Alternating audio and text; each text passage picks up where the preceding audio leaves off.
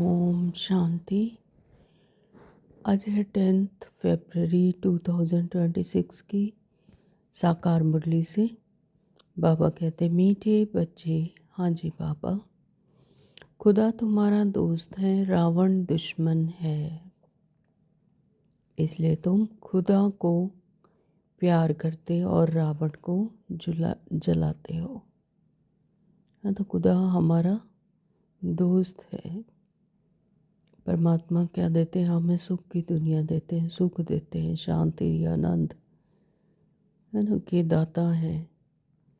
और रावण क्या देता है? दुख देता है, अशांति देता है, दर्द देता है, अज्ञानता में लाता है ना। तो बाबा इसलिए कहते हैं कि इसलिए तुम खुदा को प्यार करते हो और रावण को जलाते हो। प्रश्न है किन बच्चों को अनेकों की आशीर्वाद स्वतः मिलती जाती है?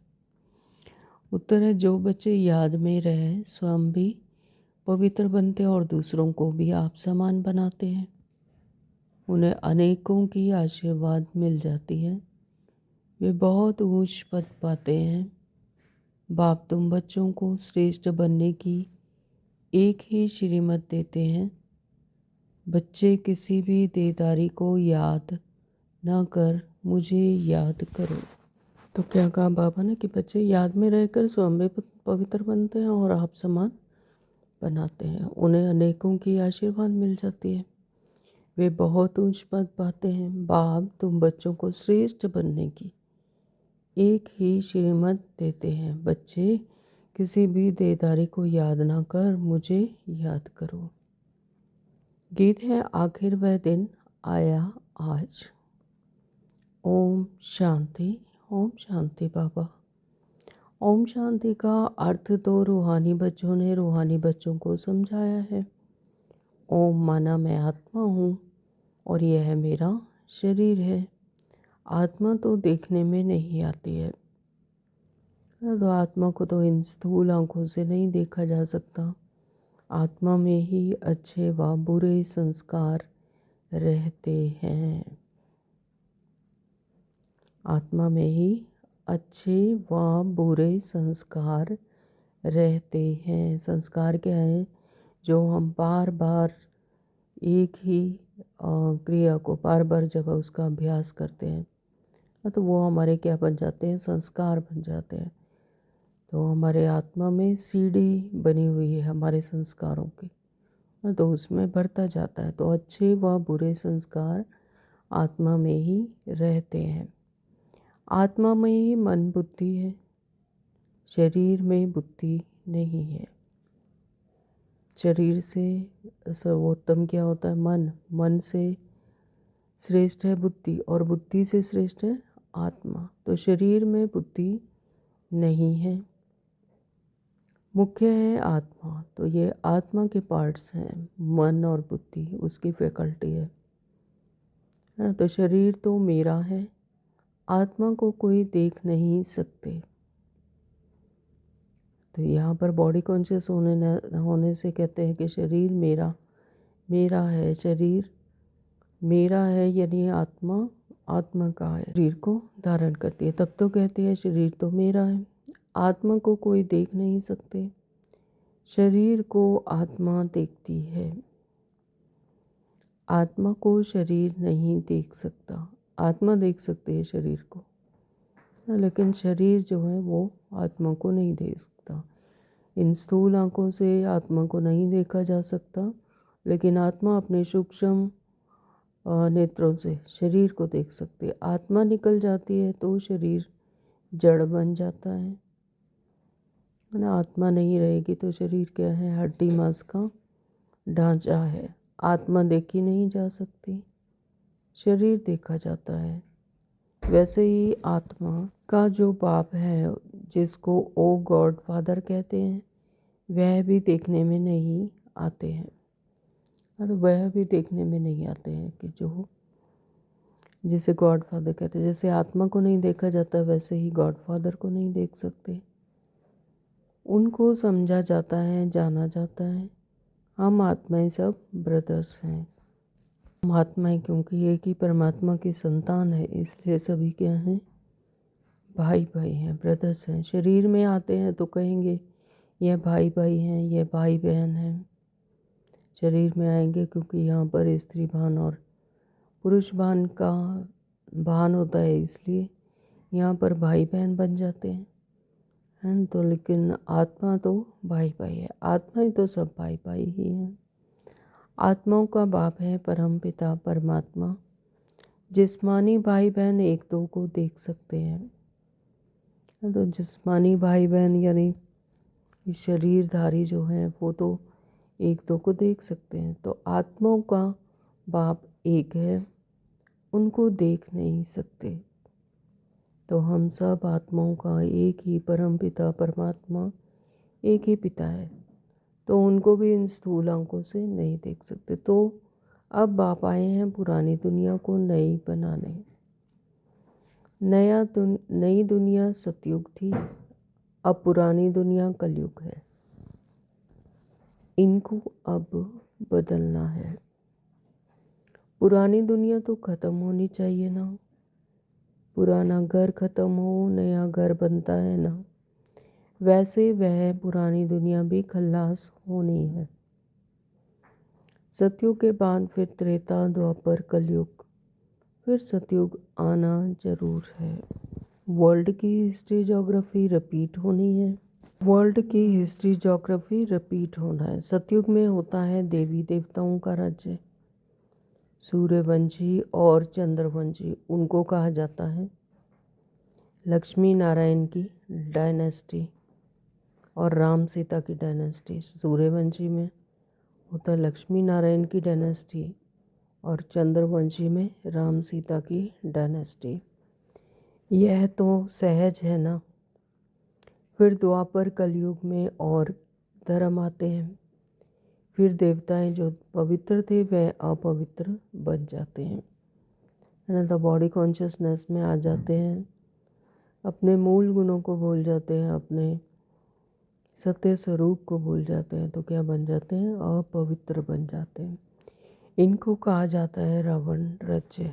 रावण को वर्ष वर्ष जलाते आते हैं, परंतु जलता ही नहीं, फिर जलाते रहते हैं। तो हर साल और ही नया नया रावण बनाकर, बड़ा बनाकर फिर उसे जलाते रहते हैं, है ना। तो उसकी एफिजी बना बना कर ही जलाकर खुश होते रहते हैं कि हमने रावण को जला दिया। लेकिन रावण क्या है, 5 विकार जो हर एक के अंदर है। तो यह सबका बड़ा दुश्मन, इसलिए उनको जलाने की रस्म पड़ गई है। हाँ, तो ये 5 विकार है, यही सबसे बड़ा दुश्मन है, यही रावण है, यही दुश्मन है। तो इसके ये जलाने की रस्म पड़ गई है। भारत का नंबर 1 दुश्मन कौन है? और फिर नंबर 1 दोस्त सदा सुख देने वाला है खुदा। खुदा यानी खुद यानी परमात्मा खुद आके अपना परिचय देते, खुदा को दोस्त कहते हैं ना। इस पर एक कहानी भी है। तो खुदा है दोस्त और रावण है दुश्मन। खुदा जो दोस्त है उनको कभी जलाएंगे नहीं, वह दुश्मन नहीं, इसलिए 10 शीश वाला रावण बनाए, उनको वर्ष वर्ष जलाते हैं। 10 शीश वाला यानी 5 विकार पुरुष के और 5 विकार स्त्री के। हाँ, तो 10 शीश वाला रावण कहा जाता है। तो उसको हर वर्ष जलाते हैं। गांधी जी भी कहते थे हमको राम राज्य चाहिए, राम राज्य में सुख है, रावण राज्य में दुख है। तो अब यह कौन बैठ समझाते हैं? पतित पावन बाप। शिव बाबा ब्रह्मा है दादा। बाबा हमेशा सही भी करते हैं, बाप दादा बाबा हमेशा सही भी करते हैं, बाप दादा। प्रजापिता ब्रह्मा भी तो सबका हो गया, जिसको फिर एडम भी कहा जाता है। तो एडम ईव की कहानी सुनाते हैं, तो प्रजापिता ब्रह्मा को ही एडम कहा जाता है। उनको ग्रेट ग्रेट ग्रेट फादर कहा जाता है। मनुष्य सृष्टि में प्रजापिता हुआ और प्रजापिता ब्रह्मा द्वारा ब्राह्मण रचे जाते हैं, फिर ब्राह्मण सो देवता बनते हैं। तो देवताएं फिर क्षत्रिय वैश्य शूद्र बन जाते हैं। इनको कहा जाता है प्रजापिता ब्रह्मा मनुष्य सृष्टि का बड़ा। तो प्रजापिता ब्रह्मा के द्वारा ब्राह्मण रचे जाते हैं। शिव बाबा अवतरित होते हैं, उनके शरीर का आधार लेते हैं, है ना। तो उनके द्वारा, उनके मुख के द्वारा ज्ञान सुनाकर फिर ब्राह्मण रचे जाते हैं और फिर ब्राह्मण सो देवता बनते हैं, फिर देवताएं, फिर क्षत्रिय, फिर वैश्य, फिर शूद्र बन जाते हैं। तो इनको कहा जाता है प्रजापिता ब्रह्मा मनुष्य सृष्टि का बड़ा। तो प्रजापिता ब्रह्मा के कितने ढेर बच्चे हैं, तो जो ज्ञान धारण करते जाते हैं तो वो बच्चे बन जाते हैं। ब्रह्मा मुख वंशावली, है ना, ब्रह्मा कुमार ब्रह्मा कुमारियाँ बनते हैं। तो प्रजापिता ब्रह्मा के कितने ढेर बच्चे हैं। बाबा बाबा कहते रहते हैं। यह है साकार बाबा, शिव बाबा है निराकार बाबा। गाया भी जाता है प्रजापिता ब्रह्मा द्वारा नई मनुष्य सृष्टि रचते हैं। अब तुम्हारी ये पुरानी खाल है, यह है ही पतित दुनिया। पुरानी खाल है यानी पुराने संस्कार हैं, मन बुद्धि पतित है। तो बाबा कहते यह है ही पतित दुनिया, रावण राज्य। अब रावण की असुरी दुनिया खत्म हो जाएगी, उसके लिए ही यह महाभारत लड़ाई है।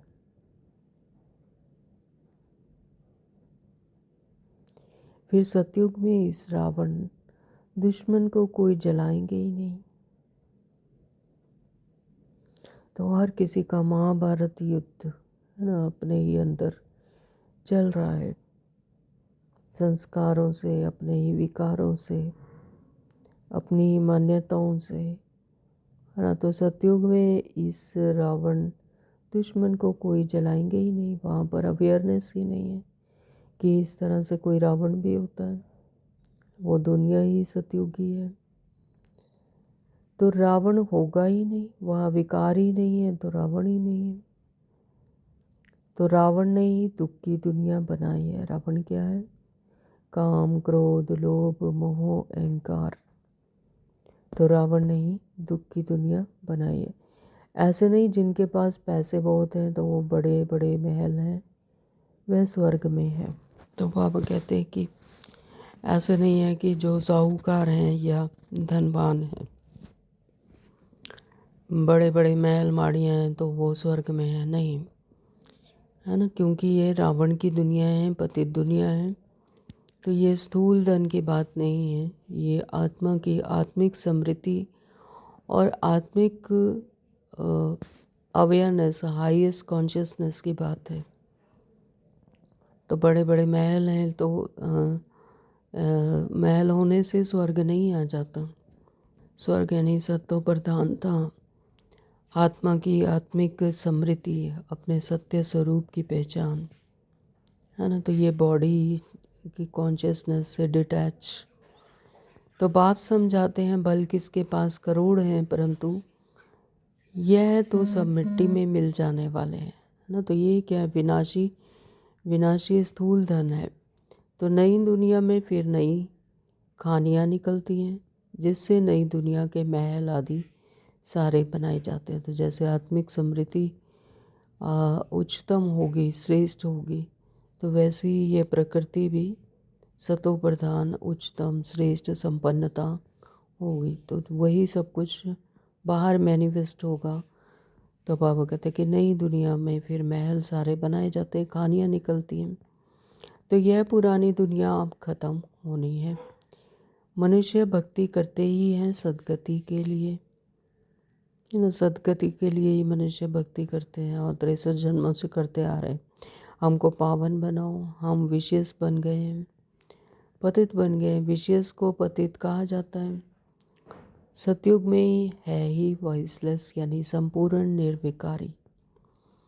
तो वहाँ बच्चे योग बल से पैदा होते हैं, विकार वहाँ होता ही नहीं। तो बच्चे आदि जो भी पैदा भी होते हैं वो भी विकार से नहीं होते, योग बल से होते हैं। न देह अभिमान, न काम क्रोध, लोभ मोह अहंकार, तो 5 विकार होते ही नहीं, इसलिए वहाँ कभी रावण को जलाते ही नहीं, है ना। हर एक आत्मा अपने आप में संपन्न होती है, अपने सत्य स्वरूप में होती है, सतो प्रधान होती है, तो 5 विकार वहाँ पर होते ही नहीं। तो यहाँ तो रावण राज्य है।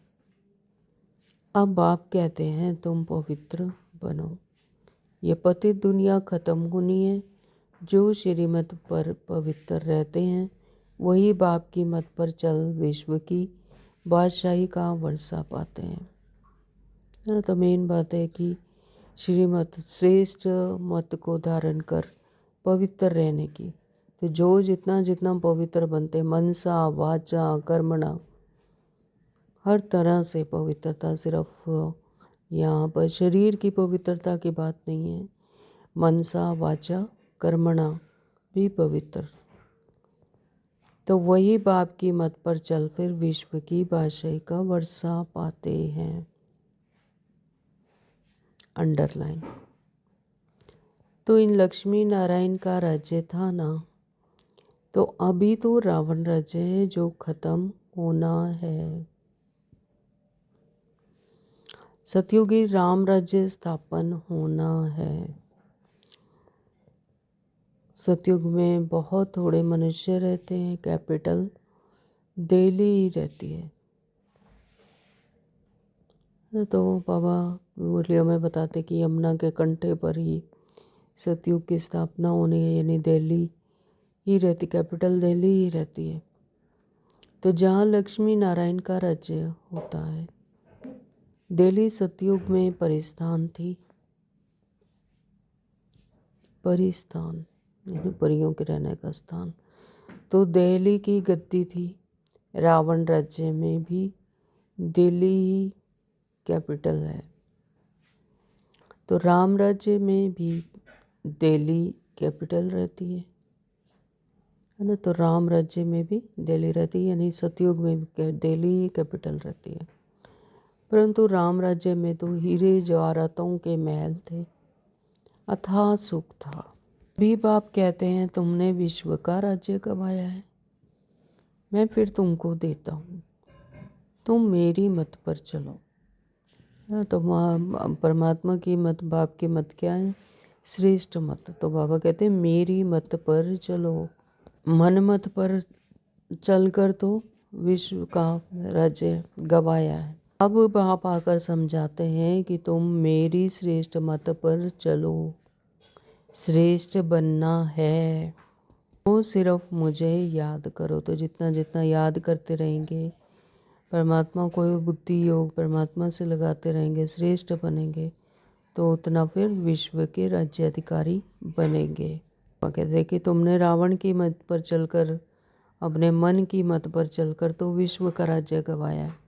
अब मैं फिर तुमको देता हूँ, तुम मेरी मत पर चलो। श्रेष्ठ बनना है तो सिर्फ मुझे याद करो और किसी देहधारी को याद ना करो। अपने को आत्मा समझ बूझ बाप को याद करो, तो तमो प्रधान से सतो प्रधान बन जाएंगे। जितना जितना परमात्मा को याद करेंगे उतना फिर इस दुख की दुनिया, तमो प्रधान से सतो प्रधान सुख की दुनिया के अधिकारी बन जाएंगे। तो तुम मेरे पास चले आएंगे, मेरे गले की माला बनकर फिर विष्णु की माला बन जाएंगे। सभी आत्माएं क्या है? शिव की माला, गले की माला का मणिका बनते हैं। फिर बाबा कहते हैं विष्णु की माला के बन जाएंगे, यानी सतयुग में चले जाएंगे। माला में ऊपर में मैं हूँ, फिर 2 हैं ब्रह्मा सरस्वती, वही फिर सतयुग के महाराजा महारानी बनते हैं। उन्हों की फिर सारी माला है जो नंबरवार गद्दी पर बैठते हैं। मैं इस भारत को इन ब्रह्मा सरस्वती और ब्राह्मणों द्वारा स्वर्ग बनाता हूँ, यानी ब्रह्मा मुख वंशावली बनती है। ब्रह्मा पिता के द्वारा जो मुख वंशावली बनती है। उनके मुख के द्वारा शिव बाबा ज्ञान सुनाते हैं और ब्रह्मा मुख वंशावली बनती है। शिव बाबा अडॉप्ट करते हैं तो ब्राह्मणों द्वारा स्वर्ग बनाता हूँ। जो मेहनत करते हैं उन्हों के ही फिर यादगार बनते हैं। इस संगम युग पर जो मेहनत करते हैं, पुरुषार्थ करते हैं, उन्हों के ही फिर यादगार बनते हैं जो मेहनत करते हैं। वह है रुद्रमाला और वह है विष्णु की माला, है ना। तो एक तो है रुद्रमाला यानी शिव की माला। शिव की माला के मन के तो सभी हैं, जो सृष्टि चक्र में जितनी भी आत्माएं हैं वो सब रुद्रमाला के मन के हैं। और लेकिन जो सतयुग में आते हैं वो बनते हैं विष्णु की माला के मन के। तो रुद्रमाला है आत्माओं की और विष्णु की माला है मनुष्यों की। आत्माएं तो सभी शिव की माला के रुद्रमाला में आते हैं और विष्णु की माला यानी सतयुग में जो आते हैं तो वो है मनुष्यों की। तो आत्माओं के रहने का स्थान वह निराकारी परम धाम है जिसको ब्रह्मांड भी कहते हैं। ब्रह्मांड कहते हैं जिसे। हाँ, आत्माओं के सभी निराकारी अवस्था में स्टिलनेस में वहाँ पर रहती हैं, निराकारी परम धाम में। आत्मा कोई अंडे मिसल नहीं है, आत्मा तो बिंदी मिसल है ना। आत्मा निराकार है, बिंदी मिसल है, ज्योति स्वरूप है। तो हम सब आत्माएं वहाँ स्वीट होम में रहने वाली हैं। उसे क्या कहा जाता है? Sweet home. परम धाम को, शांति धाम को क्या कहा जाता है? Sweet home. तो बाप के साथ हम आत्माएं रहती हैं, वह है मुक्ति धाम। उसे मुक्ति धाम कहा जाता है। वहाँ पर कोई भी क्रियाकलाप नहीं होते हैं, ना ही मन बुद्धि वहाँ पर इमर्ज होती है। वहाँ पर आत्माएं रहती है स्टिलनेस में, मुक्ति धाम कहा जाता है। मनुष्य सब चाहते हैं मुक्ति धाम में जाएं, परंतु वापस कोई एक भी जा नहीं सकते। अब इस सृष्टि चक्कर पर पार्ट निभाते निभाते दुख में आ जाते हैं आत्माएं, ना। तो चाहती हैं कि हम मुक्ति धाम में चले जाएं, मुक्ति में चले जाएं। लेकिन बाबा कहते हैं कि ऐसा कोई वापस एक भी जा नहीं सकते। सबको पार्ट में तो आना ही होता है, चाहे एक जन्म में ही आए चाहे लास्ट में ही आए, लेकिन आना होता है, आना ही है। तो तब तक वह बाप तुमको तैयार कराते रहते हैं। तुम तैयार हो जाएंगे, फिर जो भी आत्माएं हैं वह सब आ जाएंगी, फिर खल्लास। तो तुम जाकर नई दुनिया में राज्य करेंगे, फिर नंबरवार चक्र चलेगा। गीत में सुना ना आखिर वह दिन आया आज। तो तुम जानते हो जो भारतवासी अब नरकवासी हैं, वह फिर स्वर्गवासी बनेंगे। बाकी सब आत्माएं शांति धाम में चली जाएगी। तो बाबा कहते हैं कि जो भारतवासी अब नरकवासी हैं वही फिर स्वर्गवासी भी बनेंगे, जिनका कि पाठ ड्रामा अनुसार स्वर्ग में आने का है तो वो स्वर्गवासी बनेंगे। लेकिन बाकी सब आत्माएं शांति धाम में चली जाएंगी। समझाना बहुत थोड़ा है। अल्फ बाबा बे बादशाही, अल्फ को बादशाही मिल जाती है। अभी बाप कहते हैं मैं वही राज्य फिर से स्थापन करता हूँ। तो बाबा कहते हैं सबसे पहले तो अल्फ बाबा और बे बादशाही यही समझाना है, और अल्फ को बादशाही मिल जाती है। अभी बाप कहते हैं मैं वही राज्य फिर से स्थापन करता हूँ। तुम 84 जन्म भोग अब पतित बन गए हो। तो ये क्या है? 84वां जन्म है हमारा। 84 जन्म भोग बाबा कहते हैं कि पतित बन गए। पतित बनाया है रावण ने, फिर पावन कौन बनाते हैं? इसे पहला जन्म भी कहते हैं। संगम युग पर जब परमात्मा की समझ आ गई, परमात्मा का परिचय मिल गया, अपने आत्मिक सत्य स्वरूप की स्मृति आ गई, तो इसे पहला जन्म भी कहते हैं बाबा। फिर पावन कौन बनाते हैं? पतित बनाए हैं रावण ने। पावन कौन बनाते हैं? परमात्मा, भगवान, जिसको पतित पावन कहते हैं। तुम कैसे पतित से पावन, फिर पावन से पतित बनते हो? तो यह सृष्टि चक्र इसी तरह से फिरता रहता है ना। तो वह सारी हिस्ट्री ज्योग्राफी रिपीट होगी। तो वही फिर हिस्ट्री ज्योग्राफी सारी रिपीट होती है।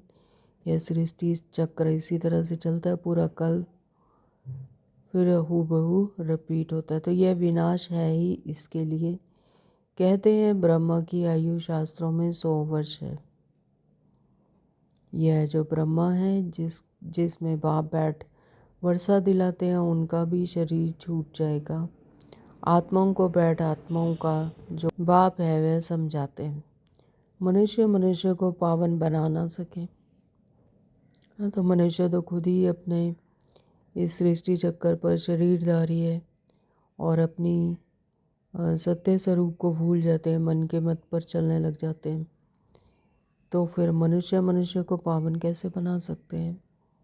तो पावन कौन बना सकते हैं? परमपिता स्वयं परमात्मा। तो देवताएं कभी विकार में नहीं पैदा होते हैं, विकार से पैदा नहीं होते। देवताएं योग बल से पैदा होते हैं। तो पुनर्जन्म तो सब लेते आते हैं ना। बाप कितनी अच्छी तरह से समझाते हैं कि कहाँ तकदीर जग जाए। बाप आते ही हैं मनुष्य मात्र को तकदीर जगाने। सब पतित दुखी है ना, तो बाबा आते ही हैं हमारी तकदीर को जगाने के लिए। तो वह सब पतित दुखी है ना, क्योंकि बॉडी कॉन्शियसनेस में है। अपने रोल को ही स्वयं को मान लिया कि हम ये रोल ही है। मैं डॉक्टर हूँ, मैं इंजीनियर हूँ, मैं टीचर हूँ, मैं राम हूँ, श्याम हूँ, है ना। तो बॉडी को और रोल को ही अपना मान लिया तो फिर दुखी है। त्राही त्राही कर विनाश हो जाएंगे। इसलिए बाप कहते हैं त्राही त्राही करने से पहले मुझ बेहद के बाप से वर्षा ले लो। हाँ, तो बाबा कहते हैं त्राही त्राही करेंगे तो फिर उससे पहले परमात्मा को जान लो, अपने सत्य स्वरूप की स्मृति को जगा लो। तो बाबा कहते फिर बेहद के बाप से वर्षा ले लो। यह जो खुद दुनिया में देखते हो यह सब खत्म हो जाना है। हाँ, तो दुनिया में जो कुछ भी देखते हैं ये क्या है? ड्रीम वर्ल्ड है। ड्रीम से जब मनुष्य उठता है तो फिर कहता है ओहो ये क्या, ये तो मैं सपना देख रहा था, है ना। तो इसी तरह से ये जब दुनिया से स्मृति अपनी जागती है तो उसे स्मृति आती है कि ओहो ये तो ड्रीम वर्ल्ड है। तो कुछ दुनिया में देखते हो यह सब कुछ ख़त्म हो जाना, फिर सब खल्लास। सपने से जागे तो सपना ख़त्म। तो इसी तरह से ये दुनिया से भी जब स्मृति आती है तो ये सब ख़त्म हो जाना। तो fall of Bharat, rise of Bharat, है ना। भारत का ही फॉल होता है जब सतो प्रधान से लोअर कॉन्शियसनेस में आत्मा आ जाती है, और फिर राइज होता है जब संगम पर परमात्मा आकर हमारी स्मृति जगाते हैं। तो फिर आत्मा का राइज होता है, यानी भारत का भी राइज होता है। तो इसका ही खेल है। तो यही खेल है, स्मृति और विस्मृति की ही सारा खेल है। राइज ऑफ वर्ल्ड, स्वर्ग में कौन कौन राज्य करते हैं यह बाप बैठ समझाते हैं। तो सारे सृष्टि चक्र के बारे में बाबा हमें नॉलेज देते हैं, कौन कौन राज्य करते हैं, कैसे सतयुग आता है, कैसे त्रेता, फिर द्वापर, फिर कलयुग आता है। तो सारी नॉलेज हमें बाबा देते हैं। तो कौन कौन राज्य करते हैं यह बाप बैठ समझाते हैं। राइज ऑफ भारत, देवताओं का राज्य, और फॉल ऑफ भारत, रावण राज्य। तो अभी नई दुनिया बन रही है। बाप से पढ़ रहे हो नई दुनिया का वर्षा लेने के लिए। कितना सहज है। यह है मनुष्य से देवता बनने की पढ़ाई। ये क्या है? मनुष्य से देवता बनने की पढ़ाई। देवता में क्या होते हैं, दैवीय गुण है, तब तो वो अलग है, तब तो वो देवता है। हाँ, तो बाबा कितना सहज कर बताते हैं। मनुष्य यानी जो मन की मत पर चलते हैं, और देवता यानी आत्मिक समृद्धि में रहते हैं, वो आत्मा जो परमात्मा की तरह ही सर्वश्रेष्ठ है, श्रेष्ठ है, दैवीय मत है। हाँ, तो देवता बनने की पढ़ाई है, तो यह भी अच्छी रीति समझना है। अभी 1 मिनट के साइलेंस में परमात्मा को बुद्धि योग से याद करेंगे।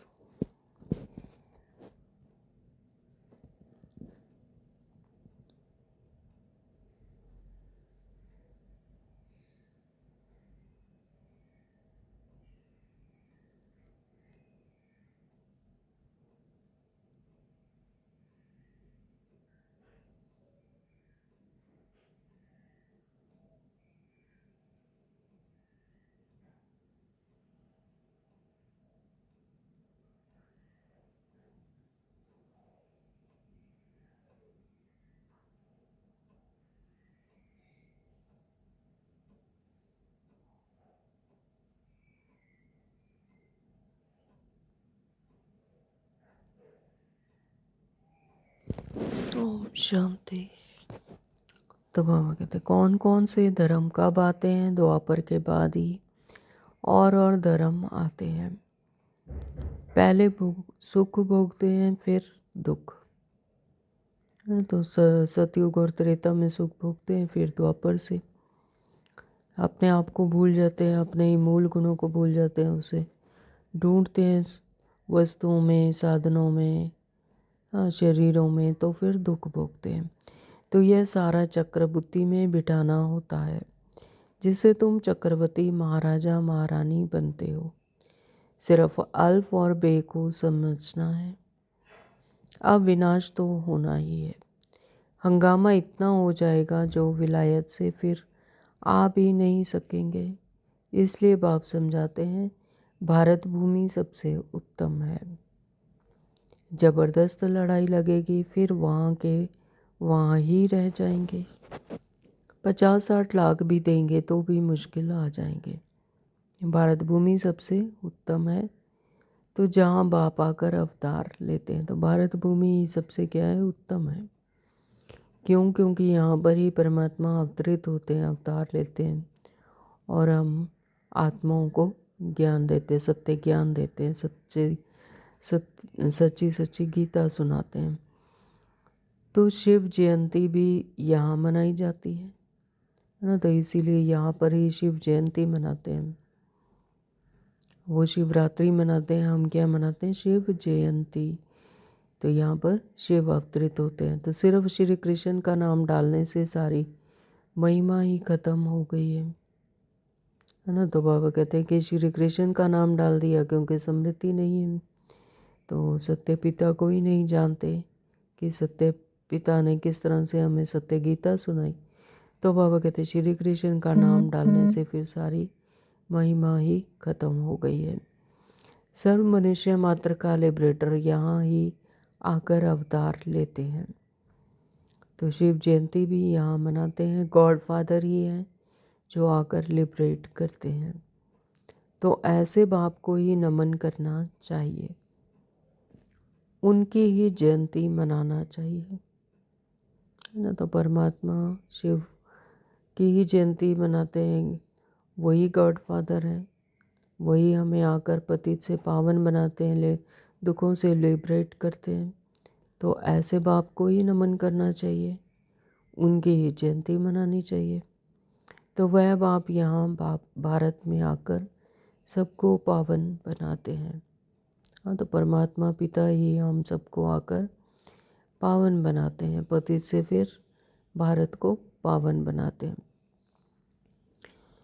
तो यह सबसे बड़ा तीर्थ ठहरा, है ना। तो ये सबसे बड़ा तीर्थ ठहरा क्योंकि परमात्मा आकर हम सबको यहाँ से दुखों से छुड़ाते हैं और पावन बनाकर अपने सत्य घर में ले जाते हैं। तो सबसे बड़ा तीर्थ भी यही ठहरा। तो सबको दुर्गति से छुड़ाए फिर सदगति देते हैं, है। तो परमात्मा पिता ही हमें दुर्गति से छुड़ाकर अपने सत्य स्वरूप में टिकाकर फिर सद्गति देते हैं। तो यह ड्रामा बना हुआ है। तो अभी तुम आत्माएं जानती हो, हमारा बाबा हमको इस शरीर द्वारा यह राज समझा रहे हैं। हाँ, तो आत्माओं को स्मृति आती है। तो बाबा कहते हैं कि तुम आत्मा ही जानती हो कि हमारा बाबा, हमारे सत्य पिता हमको इस शरीर के द्वारा यह राज समझा रहे हैं। यानी ब्रह्मा बाबा के शरीर के द्वारा शिव बाबा हमें ये ज्ञान समझाते हैं, अपने सत्य स्वरूप में लाते हैं और ये सारा सृष्टि का राज समझाते हैं। हम आत्मा ये शरीर द्वारा सुनती हैं। तो इस शरीर का भी महिमा है कि इस शरीर के द्वारा ही, इन ऑर्गन्स द्वारा ही सुनती है, धारण करती है ना। तो आत्म अभिमानी बनना है। तो मेन बात है कि अपने आत्मिक समृद्धि में टिकना, आत्म अभिमानी बनना है, सोल कॉन्शियसनेस बनना है। तो अपने को आत्मा समझ बाप को याद करो तो कट निकलती जाएगी। सत्य स्वरूप में, अपने सत्य स्वरूप में सत्य पिता को याद करना तो कट निकलती जाएगी। तो ये विकारों से छूट जाएंगे और प्योर बन तुम बाप के पास आ जाएंगे, है ना। तो जितना जितना आत्मा प्योर बन जाएगी, जितना पवित्र बनती जाएगी परमात्मा की याद से, उतना ही फिर बाप के पास आ जाएंगे। तो जितना याद करेंगे उतना पवित्र बनेंगे। तो ये जितना याद करेंगे, जितना परमात्मा को याद करेंगे तो उतना ही पवित्र बनेंगे। जैसा संग वैसा रंग। तो जितना बुद्धि से परमात्मा का संग करेंगे, परमात्मा को याद करेंगे तो उतना ही फिर उनके जैसे ही बन जाएंगे, उनके पवित्र बन जाएंगे, वैसी ही शक्तियाँ आ जाएंगी। औरों को भी आप समान बनाएंगे तो बहुतों की आशीर्वाद मिलेगी। हाँ, तो परमात्मा ने एक ही काम दिया है कि आप समान बनाने का। तो औरों को भी आप समान बनाएंगे। तो जब स्वयं परमात्मा की याद में रहेंगे तो दूसरों को भी वायुमंडल ऐसा पावरफुल बनेगा तो उन्हें भी परमात्मा की याद स्वतः ही मिलेगी ऑटोमेटिकली। करण करावनहार कौन है? परमात्मा। हाँ, तो बाबा कहते कि जो आप समान बनाएंगे तो बहुतों की आशीर्वाद मिलेगी, उच्च पद पा लेंगे। इसलिए गाया जाता है सेकंड में जीवन मुक्ति, सेकंड में जीवन मुक्ति। सेकंड में जीवन मुक्ति कैसे? जैसे ही परमात्मा की स्मृति अपने सत्य स्वरूप की आई तो सेकंड में मुक्ति हो गई।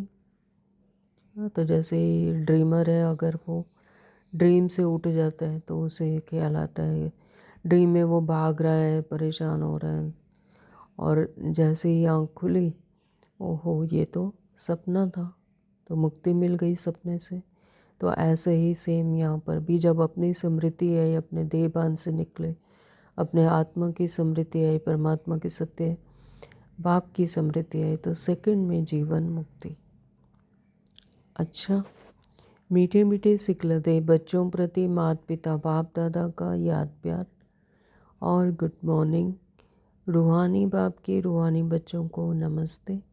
हम रूहानी बच्चों के रूहानी माता पिता बाप दादा को याद प्यार, गुड मॉर्निंग, नमस्ते जी, नमस्ते जी। शुक्रिया मेरे मीठे बाबा, आपका बहुत बहुत शुक्रिया। धारणा के लिए मुख्य सार में नंबर 1 बाबा ने कहा, श्रीमत पर पवित्र बन, हर कदम बाप की मत पर चल, विश्व की बादशाही लेनी है। श्रीमत पर पवित्र बनकर, श्रीमत पर जो श्रेष्ठ मत है, अपनी मत पर नहीं, श्रीमत पर जो श्रेष्ठ मत है, जो परमात्मा ने हमें मत दी है, उस पर चलकर पवित्र बनकर, हर कदम बाप की मत पर चलकर विश्व की बादशाही लेनी है। बाप के समान दुखहर्ता सुख करता बनना है। बाप के समान दुख हरता सुख करता बनना है। परमात्मा क्या है? हमारा पिता है।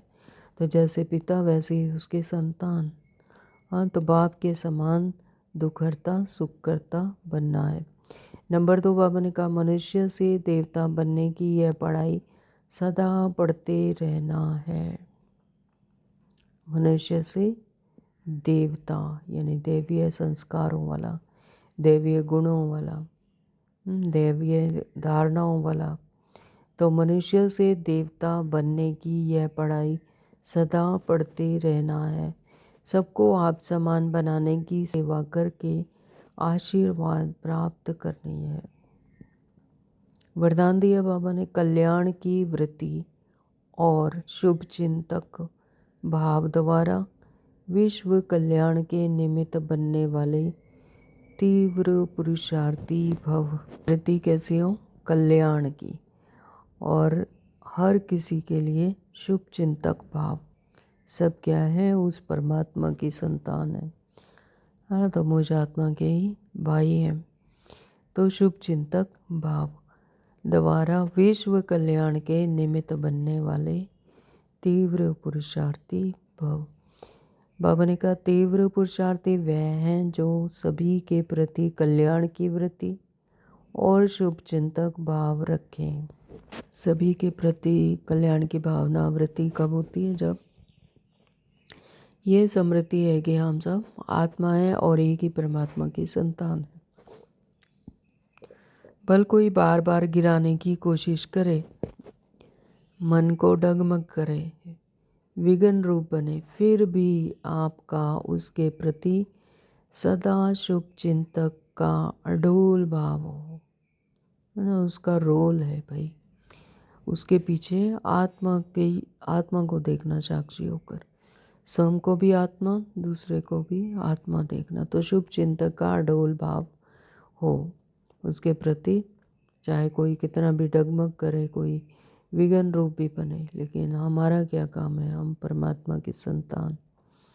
सदा शुभ चिंतक का अडोल भाव हो। तो बात के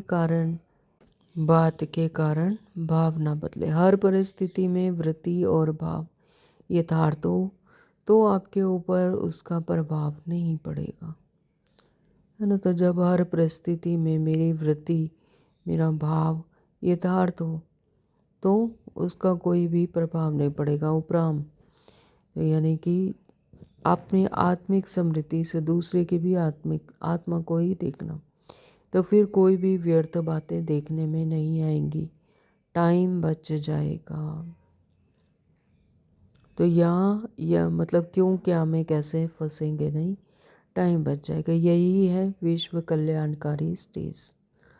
स्लोगन दिया बाबा ने आज, संतुष्टता जीवन का श्रृंगार है, इसलिए संतुष्ट मणि बन संतुष्ट रहो और सर्व को संतुष्ट करो।